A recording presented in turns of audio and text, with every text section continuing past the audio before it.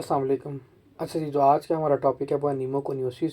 इसको हम डिटेल में डिस्कस करेंगे। ये भी बहुत इंपॉर्टेंट टॉपिक है, इसमें से भी एग्जामिनर एमसीक्यू ज़रूर पूछता है। ठीक है। अच्छा, न्यूमोकोनियोसिस में पता क्या होता है, फाइब्रोसिस हो जाती है लंग्स की। ठीक है, ये भी एक रिस्ट्रिक्टिव लंग डिजीज़ है। इसमें भी पता क्या होता है, जो हमारा फोर्स एक्सपायरेटरी वॉल्यूम और फोर्स वाइटल कैपेसिटी की रेशियो है वो 80% से ज़्यादा आती है। क्यों? क्योंकि रिस्ट्रिक्टिव लंग डिजीज़ में आती ही 80 से ज़्यादा है। ठीक है। और इस पेशेंट के अंदर फाइब्रोसिस होती है लंग्स की। किन के अंदर ये कॉमन होता है? ये होता है जो ऑक्यूपेशनल, जो इंडस्ट्रियल एरिया में काम करते हैं ना, उनके अंदर ये मोस्ट कॉमन होता है। ठीक है। जो हमारे स्मॉल पार्टिकल्स होते हैं वो जाके क्या करवा देते हैं, हमारे लंग्स की क्या करवाते हैं, इन्फ्लामेशन करवा देते हैं। जो हमारे एल्वेओलर मैक्रोफेजेस है वो प्रोटीन को वो इनगल्फ करते हैं पार्टिकल्स को, और क्या करवाते हैं, वहाँ पे फाइब्रोसिस करवा देते हैं। ठीक है। इसकी हम डिटेल में अभी जाएंगे। सबसे पहले इसमें जो आएगा वो हम डिस्कस करेंगे किसको, एस्बेस्टोसिस को डिस्कस करेंगे। एस्बेस्टोसिस में से मैंने खुद अपनी मतलब कि कई दफ़ा मैंने एमसीक्यू सॉल्व किए हैं। एग्जामिनर एस्बेस्टोसिस में से एमसीक्यू ज़रूर देता है, मैं आपको बताता हूँ। ये भी प्लैब में मैंने एमसीक्यूज देखे हैं कि किस तरह आ सकते हैं। एस्बेस्टोसिस में पेशेंट किस किस कहाँ काम कर रहा होगा, कोई ना कोई कंस्ट्रक्शन वर्कर होगा, या प्लम्बर होगा, या क्या होगा, शिप यार्ड वर्कर होगा। इन इंडस्ट्रीज़ में काम कर रहा होगा। इस इंडस्ट्रीज़ में काम करने की वजह से क्रोनिक मतलब काफ़ी लॉन्ग टर्म काम करने की वजह से इस पेशेंट के अंदर क्या होगा, फाइब्रोसिस हो जाएगी। किसकी? लंग्स की और प्लूरा की क्या होगी, फाइब्रोसिस हो जाएगी। ये इंक्रीज करेगा किसके? लंग्स कैंसर के चांसेस को इंक्रीज कर देगा। मीजोथेलियोमा बोलते हैं, जो प्लूरा का कैंसर कर सकता है। ठीक है। लंग्स कैंसर इस पेशेंट के अंदर ज़्यादा हो सकते हैं as compare to the mesothelioma. ठीक है। लीजन किस तरह की होगी? इसमें गोल्डन ब्राउन फाइबर इसमें हम देखेंगे। कहाँ पे? आयरन एस्बेस्टोस बॉडीज में, which confirm the exposure to the asbestos. मतलब कि कौन से हम फाइबर इसमें देख सकते हैं, लीजन्स देखेंगे, और कौन से फाइबर देखेंगे, गोल्डन ब्राउन फाइबर इस पेशेंट के अंदर हम देखेंगे। ठीक है। अच्छा, अब एग्जामिनर किस तरह ये सारे रिस्ट्रक्टिव लंग डिजीज़ के फीचर दे के उसको मतलब कि नॉन प्रोडक्टिव का क्रैकल्स है, ठीक है, डिस्नी है, प्लस उसको मेंशन कर देगा कि वो शिप यार्ड वर्कर है, या तो वो मेंशन कर देगा किसी ना किसी बिल्डिंग में काम कर रहा है वो। ठीक है, मतलब कि क्या है, बिल्डर है। ठीक है। ये सारी हिस्ट्री इन इन ये सारा डिपेंड करता है, ये न्यूमोकोनियोसिस के पेशेंट का ऑक्यूपेशन क्या है। ठीक है, उस पर डिपेंड करके फिर हमसे पूछेगा, बताइए जी एस्बेस्टोस है, सिलिकोसिस है, या क्या है, कोल वर्कर का पेशेंट है। और ये मोस्ट लाइकली जो इफेक्ट करता है वो लोअर लोब ऑफ लंग को इफेक्ट करता है, और इसमें गोल्डन ब्राउन फाइबर हम देखते हैं। ठीक है। ये किसमें, ये हमने भी क्या पढ़ा है, एस्बेस्टोसिस पढ़ा है। फिर उसके बाद पेशेंट जो ब्रिलोसिस भी क्या करवा सकता है, हमारे पास न्यूमोकोनियोसिस करवा सकता है। जो ब्रिलियम इंडस्ट्री में काम करते हैं, मतलब कि वर्कर कहाँ पे होते हैं, एरोस्पेस इंडस्ट्री में जो काम करते हैं, उनमें ये मोस्ट लाइकली कॉमन हो सकता है। ये ना नॉन केजियाटिक ग्रैनुलोमा करवाता है। नॉन केजियाटिक ग्रैनुलोमा क्या होता है, पहले ये पता होना चाहिए ना आपको। नॉन केजियाटिक ग्रैनुलोमा ये होता है कि निक्रोसिस हो जाना। ये देखें, एक सेल है ना, इसकी ये पेरीफेरी पे निक्रोसिस हो जाना, सेंटर पे निक्रोसिस ना हो जाना। अगर सेंटर पे होगा तो उसको हम बोलते हैं केजियाटिक ग्रैनुलोमा। ठीक है। और इसमें हाइलर लिम्फो एडिनोपैथी भी इस पेशेंट के अंदर हो सकती हैं। लंग्स कैंसर के चांसेस इस पेशेंट के अंदर ज़्यादा से ज़्यादा होते हैं। किसके अंदर? ब्रिलोसिस के अंदर। Beryllium seen in the beryllium minor and the worker in the aerospace industries. ये पूछ सकता है जी, एक एरोस्पेस इंडस्ट्री में बंदा काम करता था, अब उसको नॉन प्रोडक्टिव कफ आ रही है, उसको डिस्नी है, फिर उसको साथ मेंशन करे क्रैकल्स है, what is the most likely diagnosis? आपने बताना ये ब्रिलोसिस का पेशेंट है। ठीक है। उसमें बोला non caseating granuloma in the lungs, hilar lymph node and the systemic organ. Lungs cancer के चांसेस ज़्यादा से ज़्यादा होते हैं। फिर है जिस ये किसको इन्वॉल्व करता है, अपर लोब्स को इन्वॉल्व करता है। और इस पेशेंट के अंदर क्या हो सकता है, केपलान सिंड्रोम भी हो सकता है। अब केपलान सिंड्रोम पता होना चाहिए आपको क्या हो सकता है। Caplan syndrome basically rheumatoid arthritis plus आपको फीचर आए किसके, लंग्स का इश्यू हो, तो इसको हम बोलते हैं कैपलान सिंड्रोम। इसने यहाँ पे सिर्फ मेंशन किया हुआ कोल वर्कर में, लेकिन जो हमारी फर्स्ट एड की बुक है उसने सारा ओवरऑल कैपलान सिंड्रोम ये इसके अंदर एस्बेस्टोसिस के अंदर भी मेंशन किया हुआ और ब्रिलोसिस के अंदर मेंशन भी किया हुआ। ठीक है। आपने कन्फ्यूज नहीं होना कि वहाँ पे हमारी पथोमा में तो सिर्फ यहाँ पे कोल वर्कर में लिखा है, लेकिन हमारी जो फर्स्ट एड है उसने सब में लिखा हुआ है ये वाला। ठीक है, कैपलान सिंड्रोम। अच्छा, फिर हम बात करते हैं किसकी, जी सिलिकोसिस। अगर फॉर एग्जांपल कोई पेशेंट सिलिका सैंड ब्लास्टर की और सिलिका माइनर्स की कंपनी में काम कर रहा है, इंडस्ट्री में काम कर रहा है, उसके अंदर क्या होगी, फाइब्रोटिक नोड्यूल्स ज़्यादा देर काम करने की वजह से, इनहेल करने की वजह से बार बार वही क्या सैंड ब्लास्टर को लंग्स की इन्फ्लामेशन हो जाएगी। लंग्स की इन्फ्लामेशन के बाद वहाँ पे क्या हो जाएगी, वहाँ पे फाइब्रोसिस स्टार्ट हो जाएगी, फाइब्रोटिक नोड्यूल बन जाएंगे। मोस्ट लाइकली किसको इन्वॉल्व करेगा, लंग्स के अपर लोब को इन्वॉल्व कर सकता है। किन पेशेंट के अंदर ज़्यादा चांसेस हो सकते हैं, कि टीबी के पेशेंट के अंदर ज़्यादा चांसेस हो सकते हैं। सिलिका क्या करेगी, फैगोलाइसोसोम की फॉर्मेशन होने नहीं देगी। जब फैगोलाइसोसोम की फॉर्मेशन होगी नहीं तो टीबी जो वो था, जो इसने क्या कहते हैं, लाइसोसोम ने पकड़ना था और फैगोसोम ने उस पर अटैक करना था, फैगोसाइटोस करना था, वो होगा नहीं, फैगोलाइसोसोम बनेगा नहीं। तो ज़्यादा से ज़्यादा पेशेंट को किसके चांसेस होंगे, टीबी के चांसेस हो सकते हैं। और ऐसी कौन सी डिजीज़ है जिसके अंदर फैगोलाइसोसोम नहीं होता, वो चार्डिक हिगाशी सिंड्रोम होता है। इसमें जो फैगोलाइसोसोम है वो इम्पेयर हो जाता है। जो हमारा पैथोजन है वो सही तरह क्या होता है, इनगल्फ नहीं कर सकता। जब पैथोजन इनगल्फ नहीं करेगा, ज़्यादा से ज़्यादा उसके चांसेस हैं क्या करवाने के, इन्फ्लामेशन करवाने के। ज़्यादा से ज़्यादा मोस्ट लाइकली कौन सी इन्फ्लामेशन हो, क्या हो सकता है पेशेंट के अंदर, टीबी हो सकता है। और क्या हो सकता है, चार्डिक हिगाशी सिंड्रोम हो सकता है। ये हमारा पैथोमा के सेकंड चैप्टर के अंदर मेंशन है, ठीक है। इसके अंदर फैगोलाइसोसोम इम्पेयर हो जाती है।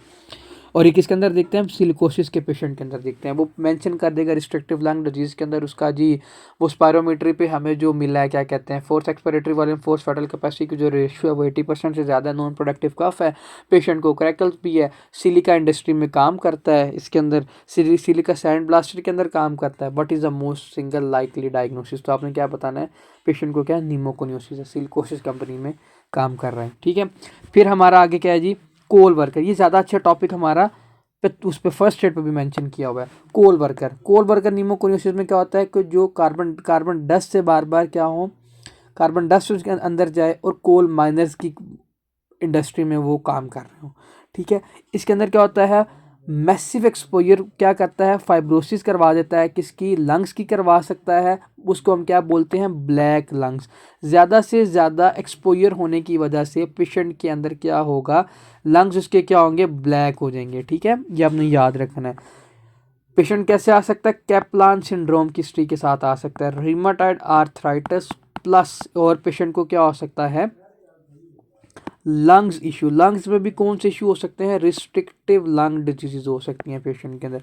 Mild exposure to the carbon example pollution result in the anthracosis collection of the carbon laden macrophage not clinically significant. उसने बोला है कि अगर आपका माइल्ड एक्सपोजर है ना, आपके कार्बन जा रही है बार बार लंग्स के अंदर, मैक्रोफेज उसको पकड़ लेंगे, जिसको हम क्या बोलते हैं, एंथ्राकोसिस। कार्बन लिडन मैक्रोफेज बन जाएंगे, हमें लंग्स के अंदर नजर आएंगे कि मैक्रोफेज ने किसको पकड़ा होगा, हमारे कार्बन को पकड़ा होगा। इसको क्या कहते हैं जी, कोल वर्कर निमोकोनियोसिस। वही सारी हिस्ट्री अगेन मेंशन करके बोलेगा, ब्लैक लंग्स है पेशेंट के, what is the most likely diagnosis, then you have to go with coal worker pneumoconiosis. इसको एक दफ़ा हम अपनी बुक से पढ़ लेते हैं, किससे, स्टेप 1 से। उसने वहाँ पे कौन सी रॉकेट साइंस मेंशन की हुई है, ये देखें जी, यहाँ पे बहुत अच्छा लिखा हुआ है, ठीक है। इसको एक दफ़ा हम इसको रिमूव कर लेते हैं, फिर इसको डिटेल में डिस्कस कर लेते हैं, ठीक है। यहाँ से भी एक दफ़ा देखिए जी, एस्बेस्टोस से रिलेटेड डिजीज सबसे पहले याद रखना, ये लोअर लोब को इफेक्ट करती है। नंबर 1 एमसीक्यू, ये अकेली डिजीज़ है जो लोअर को निमोकोनियोसिस के अंदर इफेक्ट कर रही है। ये देखें जी, उसने बोला asbestos cause the asbestosis, pulmonary fibrosis करवा सकता है, प्लूरल डिजीज करवा सकता है, कैंसर करवा सकता है। कौन सा कैंसर, मेसोथेलियम और लंग कार्सिनोमा करवा सकता है। एसोसिएटेड वही शिप बिल्डिंग में काम करेगा, रूफिंग, ये प्लम्बिंग और आइवरी वाइट कैल्सिफिकेशन हम इसमें इस पेशेंट के अंदर देखते हैं। Supra diaphragmatic and the pleural plaque are pathognomonic sign इसके होते हैं, ठीक है। ये एमसीक्यू आ सकते हैं। ज़्यादा से ज़्यादा इसके अंदर क्या चांसेस होंगे, ब्रोंकोजेनिक कार्सिनोमा के चांसेस ज़्यादा होंगे as compare to the mesothelioma. Caplan syndrome भी पेशेंट के अंदर हो सकता है, rheumatoid arthritis plus lungs issue, ठीक है। इसको हम क्या बोलते हैं, कैप्लान सिंड्रोम्स। लोअर लोब को इफेक्ट करती है, इसमें हम ना फेरोजिनोस बॉडीज़ देखते हैं। ये क्या होती है, गोल्डन ब्राउन फ्यूसिफॉर्म रॉड्स देखते हैं हम किसके अंदर, लंग्स के अंदर देखते हैं, एल्वियोलर के अंदर देखते हैं by the Prussian blue staining. Prussian blue stand पे हम क्या देखते हैं, गोल्डन ब्राउन फाइबर देखते हैं, MCQs। और ज़्यादा से ज़्यादा ही क्या इसकी कॉम्प्लिकेशन हो सकती है, मेसोथेलियोमा करवा सकता है, ब्रोंकोजेनिक कार्सिनोमा करवा सकता है और प्लूरल इफ्यूजन करवा सकता है। इसमें ऐसी कोई रॉकेट साइंस नहीं थी जिसका मैं आपको कॉन्सेप्ट दूं, नहीं जी ऐसे कर सकता है, यहाँ से ये कर सकता है। ये सारा इसके कुछ पेट फीचर्स हैं वो आप याद रखें। वो पेट फीचर्स क्या हैं, इंडस्ट्री कौन सी है पेशेंट इसकी, कहाँ काम करता है पेशेंट, ठीक है। फिर बात करते हैं ब्रिलोसिस। ब्रिलोसिस में सबसे पहले आपने याद रखना है कि ये किसको इन्वॉल्व करता है, हमारे अपर लोब को इन्वॉल्व करता है, ठीक है। ब्लेम इंडस्ट्री में काम करता है, एरोस्पेस इंडस्ट्रीज में काम करता है। इसमें क्या होती है, नॉन कैजेटिक ग्रैनुलोमा बनते हैं, हिस्टोलॉजिकल अपीयरेंस में हम ये देखते हैं, ठीक है। And therefore occasionally responsive to the glucocorticoids, risk of the cancer and the cor pulmonale इसके अंदर भी इंक्रीज करता है, ठीक है। इसमें भी फाइब्रोटिक नोड्यूल बनते हैं, वो हमने पैथोमा वाली बुक पे देख लिया ऑलरेडी। कोल वर्कर की बात करते हैं। कोल वर्कर इंपॉर्टेंट है इसमें से, और एस्बेस्टोसिस ये काफ़ी, ये दोनों इंपॉर्टेंट है। अब देखिए कोल वर्कर में क्या होता है, prolong coal dust exposure, macrophage ने पकड़ लिया कोल को, ठीक है, एंथ्राकोसिस बन गया। एंथ्राकोसिस बोला था ना, जो कार्बन लिडन मैक्रोफेजिस ने, इन्फ्लामेशन हुई, वहाँ पे क्या करवा दी, फाइब्रोसिस। इसको क्या कहते हैं, ब्लैक लंग्स भी बोलते हैं। और risk of the Kaplan syndrome इसके अंदर इंक्रीज होता है। ये भी अपर लोब को इन्वॉल्व करता है। Small rounded nodular opacity seen on the imaging. वो पूछ सकता है कि जी एक्सरे पे हमें क्या मिलता है, स्मॉल राउंडेड ओपेसिटीज मिलती हैं एक्सरे पे। एंथ्राकोसिस हमने क्या भी बताया यहाँ पे, asymptomatic condition found in the many urban developer expose to sooty air, bad air, जो गंदी एयर होती है, कोल वाली एयर होती हैं, उनके अंदर हम एंथ्राकोसिस ज़्यादा से ज़्यादा उसको हम बोलते हैं, सूटी एयर को बोलते हैं, बैड ये कोल एयर वाली को बोलते हैं, ठीक है। जिस एयर में कोल हो उसको हम बोलते हैं सूटी एयर। अब बात करते हैं जी इसकी सिलिकोसिस की। सिलिकोसिस क्या होता है, सैंड ब्लास्टिंग कंपनी के अंदर काम कर रहे हैं, इंडस्ट्री के अंदर, ठीक है। Macrophage respond to the silica and release the fibrogenic factor leading to the fibrosis करवा रहे हैं। It is thought that silica में डिस्टर्ब द फैगोलाइजोसोम को डिस्टर्ब कर देते हैं।